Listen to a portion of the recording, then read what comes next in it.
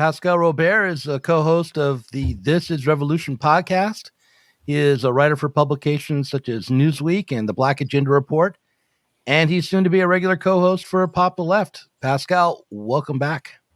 Thank you for having me, Doug. Yeah. Happy New Year to you and your audience. Yeah. Hope you had a good holiday. Yeah. How was your holiday? It was pretty good, pretty relaxed, Yeah.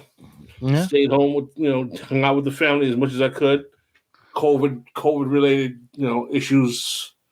Had to take care of that, but did someone get the Delta or was it the Omicron that you guys got, or do you know? No, it was a family member who had, I think they had Omicron. They didn't have Delta, but they're fine now. That's good.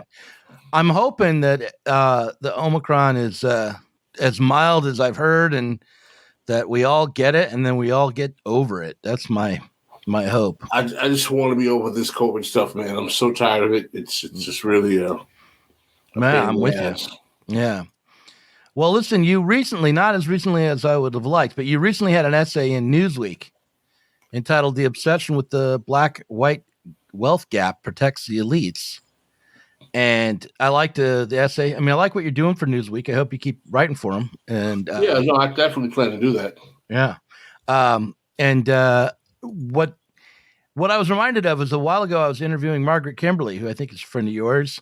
Mm-hmm. And it was about this very topic, or at least that was one of the things that we talked about. And it struck me that it might be relatively easy to close the gap in wealth between the races simply by redistributing wealth at the top. So like what was needed to increase, to close the gap would be an increase in the number of black billionaires or black millionaires or both. And I did some back of the envelope calculations. And I think that if you redistributed the wealth in the top 10%, you could easily achieve like an average of total wealth that was equal without changing anything for the majority of people. No, I mean, what's really kind of the kind of 800-pound gorilla in the room about all this racial wealth gap discourse that becomes popularized really at this moment after the 2008 crash, where there's an increase in popularity around conversations regarding wealth redistribution, socialism, class, challenging capitalism, starting with Occupy, eventually kind of merging into Bernie. But what happens is that you see a large cadre, a large cohort, I should say, of educated, downwardly mobile whites who are congregating around politics dealing with class and wealth redistribution. That we know this is a phenomenon that's aware of us, while at the same time, you find members of the black political class in their media arm, i.e. Ta-Nehisi Coates, Joy-Ann Reid, who are basically saying that class-based remedies ignore racism and black people are not interested in this kind of politics. It's not our politics, and obscuring the fact that there's over 100-some-odd year history of black people fighting for exactly this type of politics, going back perhaps to the populist movements of the 1880s, the Knights of Labor, black socialist communists in the early 20th century, 30s and 40s, the Black Panther Party, even Dr. King eventually realizing that racial democracy, as Preston Smith calls it in his wonderful book, that is not going to be enough to deal with the reality of black poverty unless you have wealth redistribution or policies rooted in the black poor and working class. And the ultimate reality of this racial wealth gap discourse is that this is a black elite project. And the evidence that it's a black elite project, which is something that no one will say, is that if you close the racial wealth gap between the bottom 90% of blacks and the bottom 90% of whites, let's make it explicitly clear what that means. If you take 90% of white people and make them economically equal with 90% of black people, all right? You make, we lift black people to the same level of where 90% of whites are. You don't push the white people down, but you raise the black people up. Right. You're saying, right? Yeah. 77.5% of the racial wealth gap would still exist. Now, what does that mean? What that means is that the reality of the racial wealth gap is between the top 10% of blacks and the top 10% of whites, because the top 10% of whites are billionaires, multi-billionaires, and the top 10% of blacks are a few 100,000aires and a few millionaires. Mm-hmm. But both of them are there's some black billionaires, aren't there? Just a few? There's about 3, 4. There's a handful of black billionaires, a few millionaires, and some 100,000aires. But what's interesting is that both the black elite and the white elite control over 75% of their respective racial categories' wealth. Yeah. Mm-hmm. Yeah. Yeah. So I've always been antagonistic to this racial wealth gap discourse because I realized the con game that it was. Because when you use the terms that you use, the median or the average black family, it doesn't look at the actual overall panoply of racial wealth and how it's distributed, and it doesn't let you know that the top 20% of black families own more wealth than the bottom 50% of white families, because the goal of this racial wealth gap discourse is to make it seem like all white people are rich and all black people are poor. So that a racial grievance con game can be leveraged on the ruling class to say cut a reparations check. That's only going to be a wealth transfer to the black political class and its class acolytes anyway, because we know throughout history that racial wealth, the race-based or racial wealth distribution programs always benefit the black elite or those proximate to the elite, and the black poor and working class end up still getting the shaft. You mentioned Ta-Nehisi Coates, and I want to bring up the way this is played out in the media, because Ta-Nehisi Coates is an interesting character in so much as during the 2016 campaign, I believe he supported Bernie Sanders. Yeah, rhetorically, after putting the shiv into his whole presidency and probably turning countless numbers of black people away from his candidacy. Do you think Ta-Nehisi Coates has a big influence over how black people in America vote? No, I think Ta-Nehisi Coates was used as a basically racial ventriloquist to influence the political outcomes of the 2016 election. Okay. So what he wrote his piece, The Case for Reparations, black people didn't even know who he was. Right. So what he did was he wrote this piece about reparations, questioned Sanders' commitment to reparations, and then after the fact, after kind of hurting his campaign, said he was going to vote for him. Is that basically how it went? Without mentioning that neither Obama or Hillary ever mentioned that they were even supportive of reparations. Right. So do you think that he was conscious of the fact that he was hurting the most progressive or? He was like, how can you be a progressive and not support reparations? Because maybe I don't want to give a payoff to Jim Clyburn and people of his class. It's not going to do shit for poor and working class black people, like most programs that came out of the 60s and the 70s. Well, it's a funny game because a lot of people who I would consider to be kind of enemies of the class, basically class enemies, to put it more just bluntly, do pay lip service to the best social democratic candidates when they pop up. I mean, they will. But it seems like you said, it's kind of a hollow endorsement. But someone like Ta-Nehisi Coates comes along and can appear to be on the left because he does know what to say to placate the left, even as he puts a shiv in, right? Let me tell you what this is about, Doug. This is about the black middle class and those who are in its proximate space are realizing that the race-based remedies that they sought out in the post-civil rights era, devoid of any kind of wealth redistribution to the black poor and working class, are about to run out, and that they need to find a way to convince the ruling class that racial grievance can continue further into the 21st century to line their pockets with the fatback and biscuits patronage that they've always gotten to protect their class interests, while black poor and working class people continue to be thrown under the bus because they realize that with the rise of the reactionary right, race-based remedies are falling out of favor. So they're pushing hard on the wokeness and all those other talking points to protect their class interests without demanding the actual class-based politics and policies that would actually end up helping and benefiting working class and poor black people. Yeah. And using the argument that those politics are quote unquote class reductionist. If if 85% of black people are working class or working poor, and my politics are reduced to addressing the working class and the working poor, then what kind of reductionist am I? To me, I say I'm a black reductionist, not a class reductionist. Your politics are class reductionist because your politics are about tailoring it to the top 10% of black people who own 75% of black wealth. As Ta-Nehisi Coates will sit in Paris eating beignets or croissants or whatever else he'll eat out there. Yeah, I always go to McDonald's when I go to Paris. But yeah, this sort of approach to racial politics was very dominant after the murder of George Floyd, it seemed to me. But it was sort of like at that moment, there was a competition, not just amongst black people, but amongst in the entirety of the left as to how people were going to respond to the murder of George Floyd, what kind of demands were going to be made.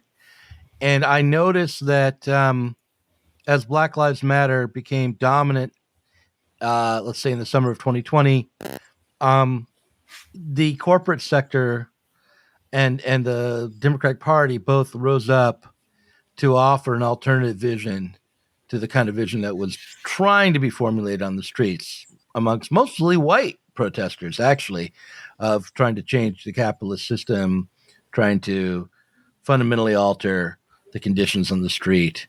I mean, as naive as some of those demands were, the alternate demand was to like DoorDash and Netflix offering me the opportunity to all of those remedies all ended up being wealth transfers to college educated professional black people, diversity in the boardrooms, hire more black corporate execs, blah blah blah, so on and so forth. Right. Again, well, or use DoorDash to order from black owned restaurants instead of which again, I'm not saying that we should have no black people who are corporate executives. What I'm saying is that that's a class project, and basically what it does is it further increases the wealth gap that exists amongst black people, and it further renders black people, the black poor and working class, disproportionately to be ground and powdered by capitalism as the reserve army of labor that they disproportionately are in terms of their own internal racial numbers. And consequently, we end up with the same kind of underclass ideology-based politics that gave us Clintonism in the 90s. Right. So do you think that if we could overcome this approach to racial politics, that it would ease in a movement for social democratic reform and wealth redistribution and socialized medicine, that we would be able to formulate a political movement that could win these goals? I've said before, and I realized that I didn't learn until recently that it's actually something I relearned, that it was something that my friend and mentor Glenn Ford said before that he died, and I agree with it, and I've said it in other spaces.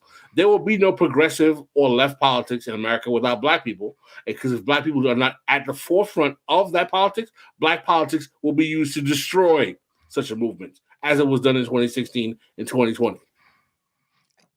Spell that out for me. Like, how will it be? What you will have is that you have like moral blackmail, basically. No, what you will have is that you'll have the political mechanisms within the black community, like the Congressional Black Caucus and the black political class. Every election cycle will try to find a way to literally corral black voters into supporting the most neoliberal pro-corporate faction of the Democratic Party that is going to be intentionally hostile to those kind of progressive class-based remedies, under the guise of those progressives are too woke, or their remedies don't fight racism. Mm-hmm. What aspects of racism are not rooted in material realities of black people's lives? Right. The only aspects of racism that's not rooted in the material reality of black people's lives, for the most part, is the kind of stuff that is talked about the most amongst a black political elite. Like exactly. Yeah. But so what you're talking about is making sure that the most progressive candidates get support within, whether it's the Democratic Party or a third party, that you can get the majority of black people to support more progressive candidates, and that's the aim of countering this sort of elite black politics. Correct. Right. And also, more importantly, to mobilize and politically educate working class and poor Black people to create the kind of politics that's rooted in their particular concerns, since they are the majority of Blacks in this country, and also give the political education to those outside the Black community who have similar class politics or class interests, and purge them of any kind of racial obstacles that would preclude them from being good faith comrades in the fight against this kind of corporate-friendly type of bipartisan American politics. Yeah, I mean, I just wonder. I mean, if it's possible. I mean, I hate to play the pessimist, but if it's possible that you would be able to take the tool of, let's say, racial grievances, I think how you describe it in your Newsweek article, yes, away, and still play to other aspects of the conservative side of Black culture, or just as you do the white culture. You know, like you don't have to talk about racial grievance to get white people to vote against progressive candidates. You can there's all sorts of ways that you can talk aspirationally to white people or Hispanic people or Japanese people or whoever, and say, look, you don't want to vote for this tax and spend liberal who's going to stop you from making good in America.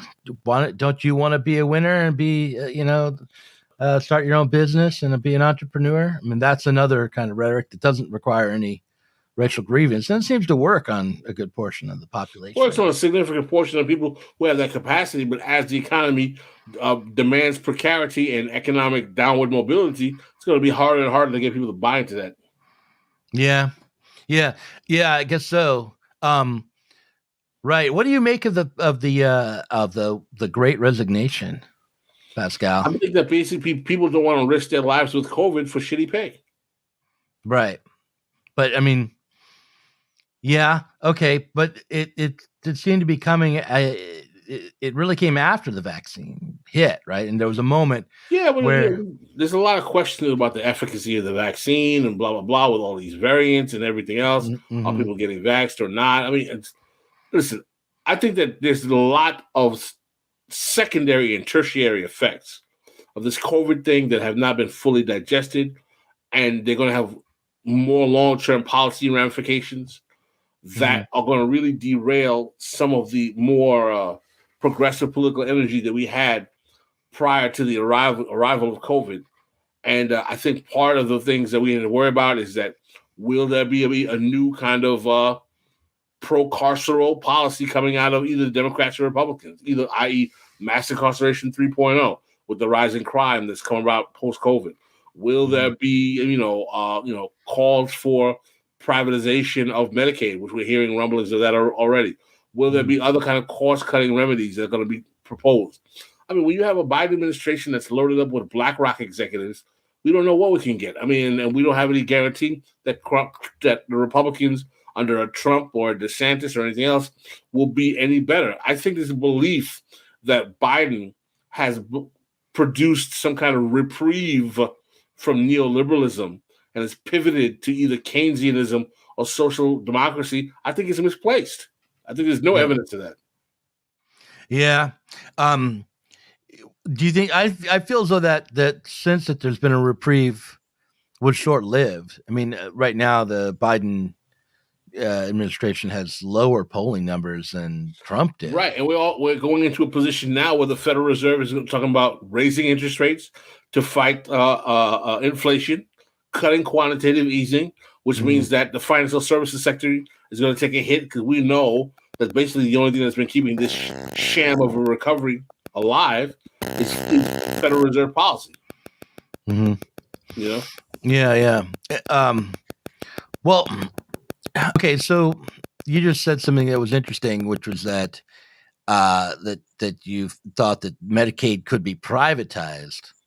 Medicare could be privatized under Biden, which was like completely going in the opposite direction to what the 2020 election and the polling that was done at that time showed was the most popular program, which would be universal, socialized medicine. That's what the majority of the public wants. There was already an article published that talks about how doctors and healthcare providers are shipping their patients who are on Medicare to private healthcare without even informing them. Wow. How's that done? Do you know? I think it's through certain options. I was reading the article. If you Google it, you'll be able to find it. I'm sure. Yeah, and so what's in it for the doctors to shift? Is it just easier to collect money? Maybe they get easier to collect money from the private insurers. Yeah. I just yesterday I was talking to a social worker in LA, a friend of mine named Levite, who was talking to me about the people who are like the most precarious, in the most precarious situation, the most at risk, often the most mentally ill. That was who she deals with, and she was telling me that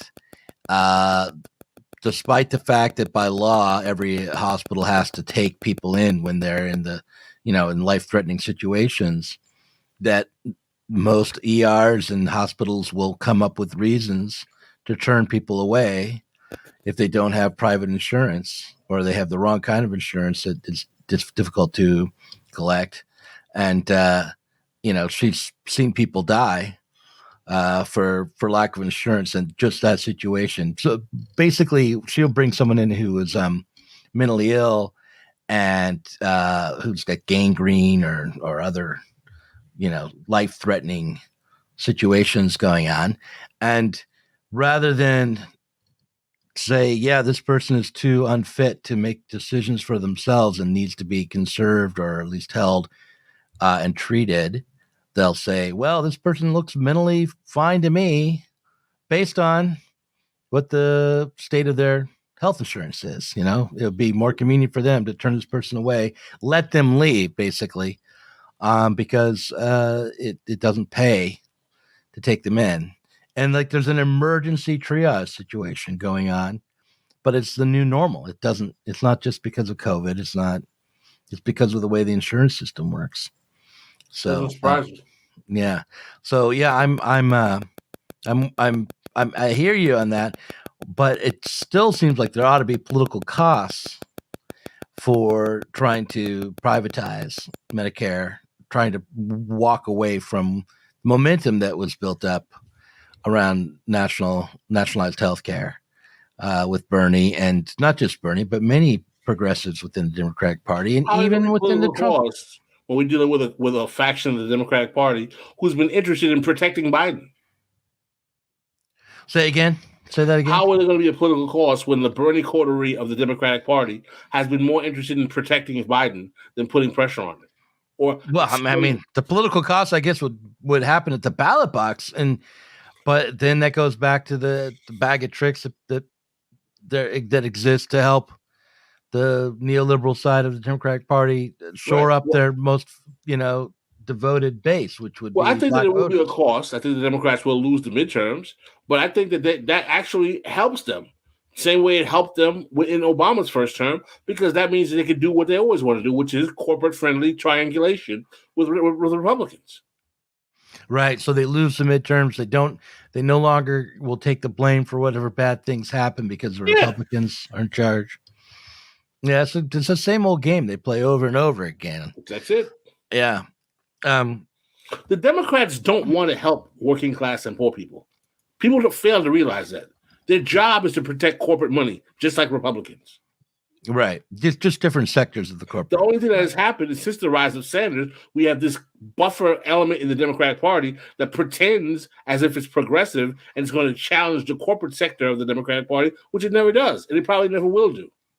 Right. Unless we literally have dominant numbers to challenge them in every level. You know how long it's going to take to get to that point? No, but a while, I would imagine. So where do you feel like the most energy is right now on the black left or in the left in general?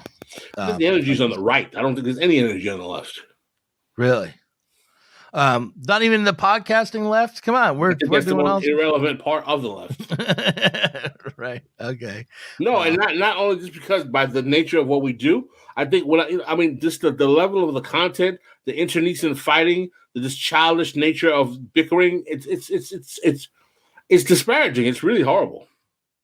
All right. Well, so what do you? This Revolution is a good podcast. It puts out good information. You work with other people that you admire, at least having them on as guests, and and there must be some reason why like Adolph Reed or Torrey Reed would come on your show and talk because he feels like it has served some function politically, right? Well, I think we're very transparent on this show. The best, at best, we can offer is political education. At best, right. And so, when I ask you a question like, "Where's the energy right now to fight back?" You're like, "I don't know," but like I don't see it, and that's the honest truth, and that's the kind of political education in itself, right? That kind of pessimism. But nonetheless, I feel like things should. I don't know. Okay, let me turn this around and put it to you a different way. Like Adolph Reed said after Bernie Sanders lost the nomination the second time that he never expected Sanders to win the nomination, and that the purpose for running the Sanders campaign was not to get him into the White House or even to get him to be the running for president, but to build a movement for political change. And if that movement is so easily smashed by pre-existing political movements, no, that's not what happened. The problem is that Bernie never did it. He and because Hillary lost, and Trump won, he didn't pull the trigger on creating a movement to put pressure on Democrats. He was so worried about being blamed for Trump winning, he just basically folded and ended up going into the Democratic Party and playing go along, get along. But what happened? What stopped him in 2020? In 2020, because of the stain of 2016 and his relationship and proximity to Joe Biden, again, he just wanted to play go along and get along because he believes that Biden is going to be more progressive than any Democrat we've seen in the post-civil rights era. People are talking about Biden as the new FDR. Yeah. That's why the left is so weak, is because the Sanders coterie, with all of these organizations, Justice Democrats, DSA, so on and so forth, no organizing. And we can't lie that COVID has put a kibosh on a lot of this as well. Yeah, that's true. But the thing is, we have all of this digital quote-unquote podcast left, and we've done no organizing, no mobilizing, nothing. We have all these organizations, DSA, PSL, all the Green Party, no organizing, and yet and still Bannon and the right wing of the Republican Party are organizing like crazy to the school board and district captain level.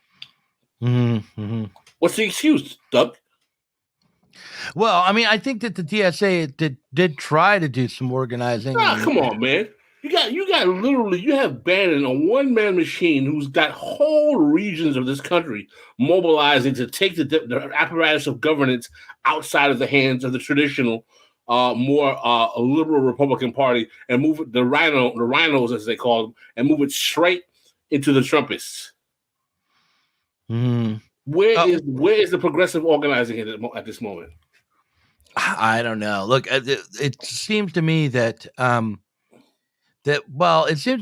when you look around in this moment as for the most progressive elements or the most the things that are happening that I'm most optimistic about, they're not so clear cut as to who they're going to benefit in the long term, and it's not very well organized. It's that great resignation that I was talking about before. It's the fact that people aren't going back to work, that there are strikes, that there's a resistance to returning to the status quo after COVID, and an overall dissatisfaction with the direction of work in this country that is translated into a labor shortage and into some actual pretty militant protests.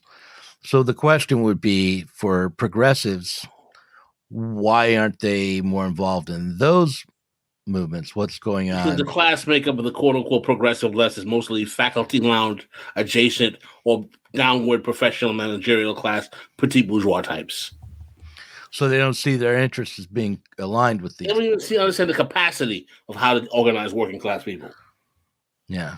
But Bannon can. Yeah, because Bannon can actually pretend like he's a working class white boy. Yeah.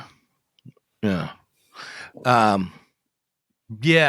Why is that so much easier than for a leftist Because to he pursue? uses dog whistles that appeals to them, and it's male insecurity. The whole nonsense is like, you used to be able to feed your family on your factory income. Now you can't. Everybody wants to be woke. Yeah, those two things aren't connected. No, the script writes itself. Yeah. So you're making me feel sad. I mean, I don't disagree with you, and it's nothing that I haven't thought myself, but come on, can't we complicate this a little and find a wrinkle of optimism in this scene here? I mean, first of all, I think we overstate the power of Bannon. I mean, I'm not looking at numbers. Maybe you know better than I do, but I think we overestimate of Bannon and the Trumpists, and I think that these people's days are done, and we're going to see a more. I disagree with that completely. I think that they're only beginning. Really? Look how many states they have already with the voter suppression laws and the anti-CRT laws banning books, changing curriculum in schools. Mm-hmm. They're being profoundly effective. Yeah. The anti-CRT thing is weird because I live in a blue state, right? Where I actually see my kids' high school curriculum, and assignments, and I go, okay, can we, it's a history class. Can we talk about? Can you teach them history? Instead of what seems to me like liberal racial grievance politics a good portion of the time. I mean, it's not like I'm not offended by it exactly, but it just seems like I can, as a leftist, I can even say, yeah, there's some reasons why maybe this isn't the best stuff in the world to be focused on. And we should maybe try teaching, critical thinking and history rather than continually, scouring the news and framing everything in terms of either gender or race or sexual orientation at the high school level in Oregon, a blue state.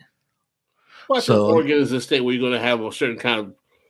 I mean, the fact is, this is all liberal. What you're going to get is a narrative of history that's not rooted in challenging capital at all. It's going to be based on DEI, diversity, equity, and inclusion, which means that we're going to have a table of people eating a pie that's shrinking, but it's going to be a multiracial table.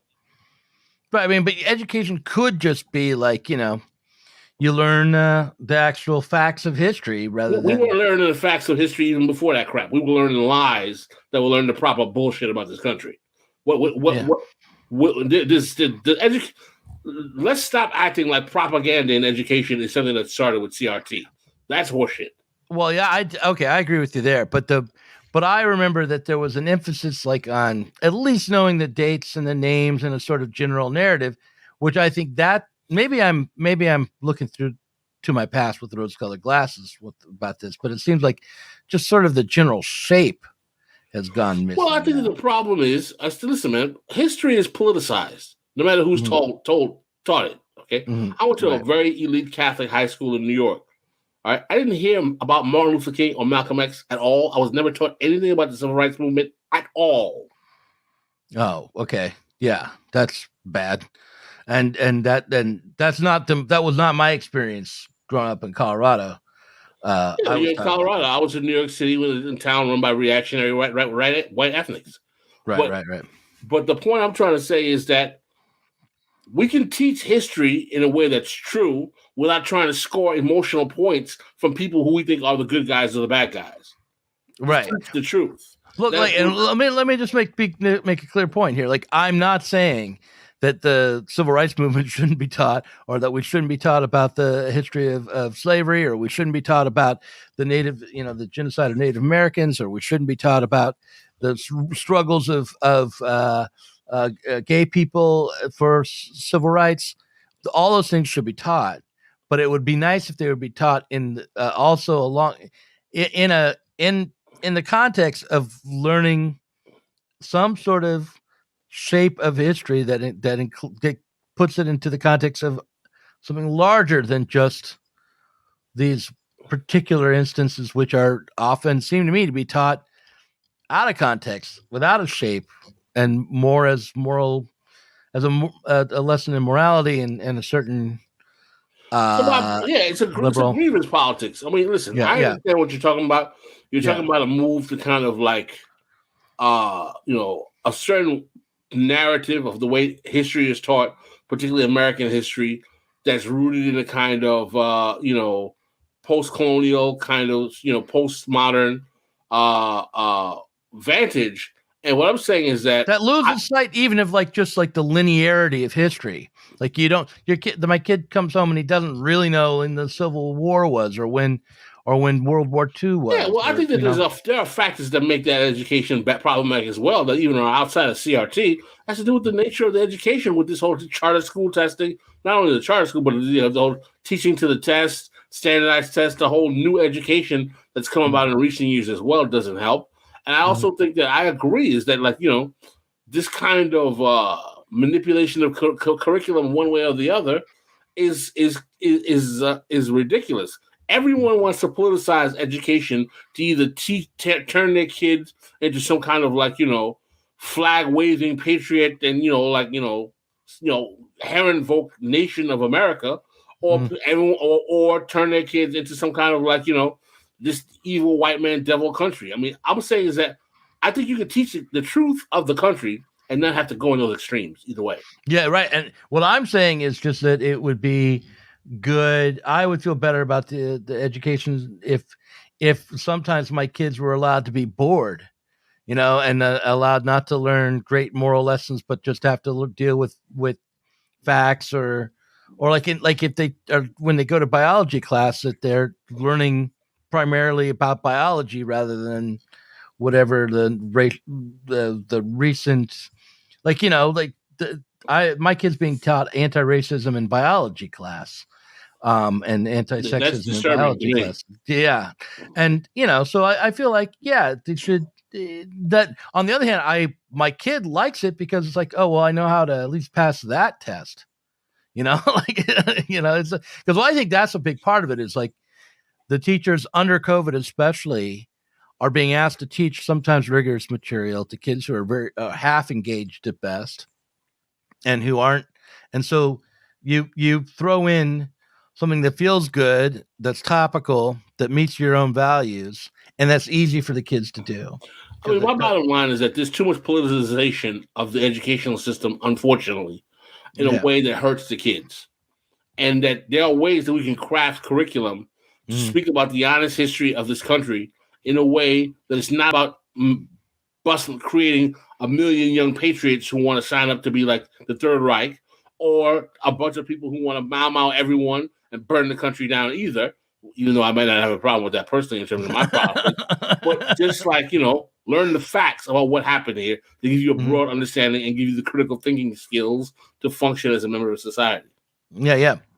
But so going back, the reason all this came up is you were saying that this is a way in which the right is being very successful in attacking CRT. Yeah, because people are bombarded with the kind of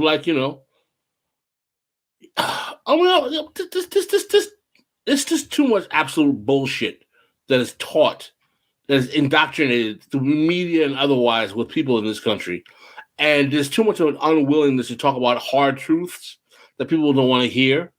And I just say, and there are also a lot of people who just want to score points and make, just want to say, Whitey's the devil. That's all that matters.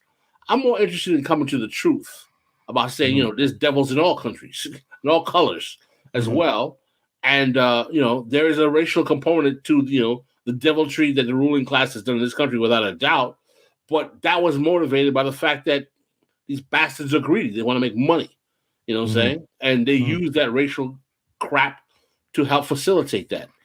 And unfortunately, there are a lot of people who want to, go with just the ontological nature of race and racism and make this shit like it's some kind of earth science or physics that makes this conflict never-ending story of racial grievance and conflict. So basically saying there's no solution and you just want to keep asking for racial grievance, return it, which ends up being nothing more than a plea for patronage that's going to be class-specific anyway.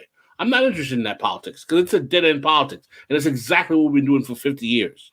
Do you think that this? I mean, during the time that I've been interviewing people about all sorts of political things, the one time that I ran up against this idea that racism was ontological, it was in the context of Afro-pessimism. Well, there are a lot of people who believe that bullshit, man. I don't even want to talk about it, but it's so fucking annoying. Yeah, I mean, yeah, but so like, how influential do you think that shit is on the It has left? in black spaces. It has some influence. Yeah. So what is it? What if, I mean, how does that work out? Because it seems to me like once you say racism is ontological, I mean that's like saying that sexism is ontological, or I don't know, or And I believe war. that as well. There's some feminists, I'm sure, who believe that. Yeah, I know. Yeah, but I mean, if you say that, or like war is ontological, we'll never overcome war, or poverty is ontological, we'll never overcome. Then what's the point of having politics about it if it's the being exactly? Thank you. Yeah.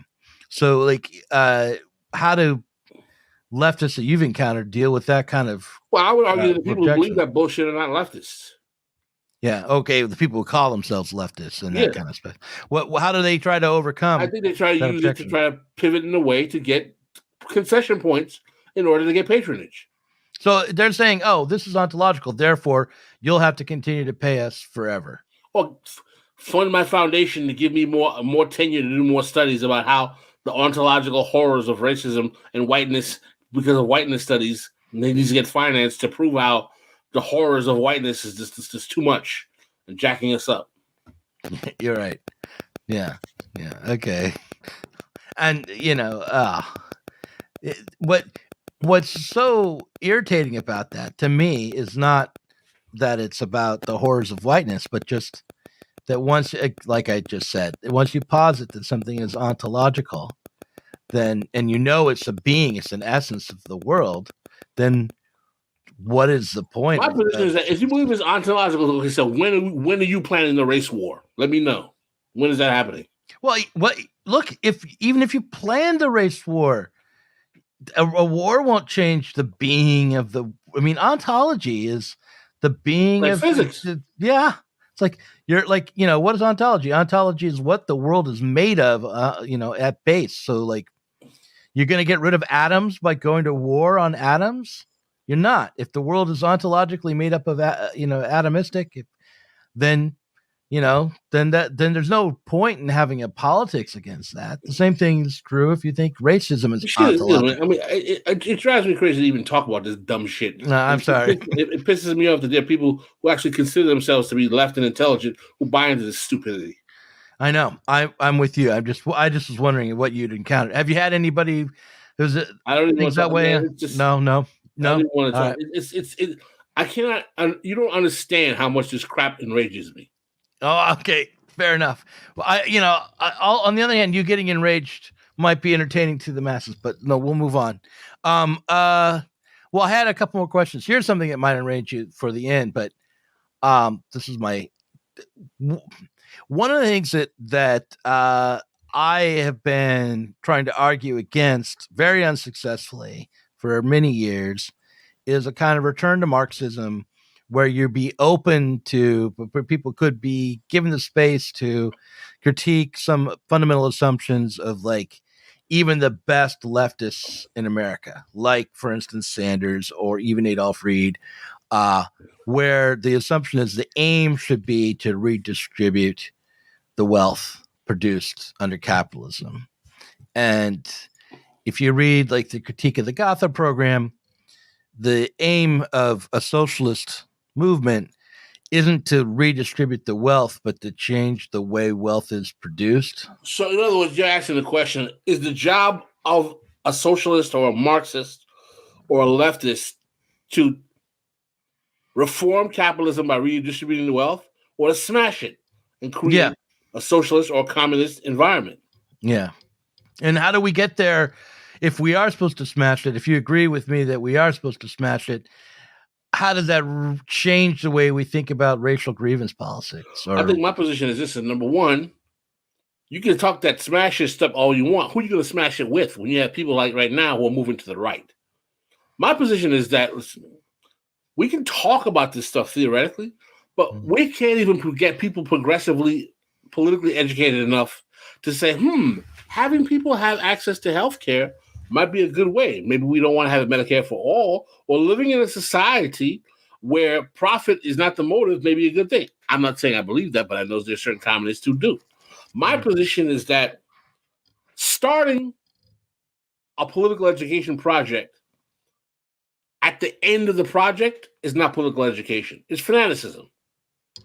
And this is why, people ask you, are you a Marxist? I said, no, I'm not an ideological Marxist. I use Marxism as a tool to challenge capitalism. I will at best say I'm a socialist, which means that I'm in favor of an economic paradigm in which goods and services and resources are more equitably distributed throughout all levels of society, that does not diminish some level of return on productive behavior for action. If we call that profit or not is up for debate. How much is allowed or not is up for debate.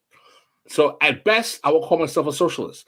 I'm not into being ideologically pigeonholed like I'm wearing a fraternity T-shirt saying I'm a Marxist-Leninist, I'm a trot, or I'm a sock dem. I think that's fucking stupid in an age where we've had 50 years of people not even want to hear about this fucking politics. Yeah. Well, I wear a shirt that says I'm Doug Lain, a sect of one.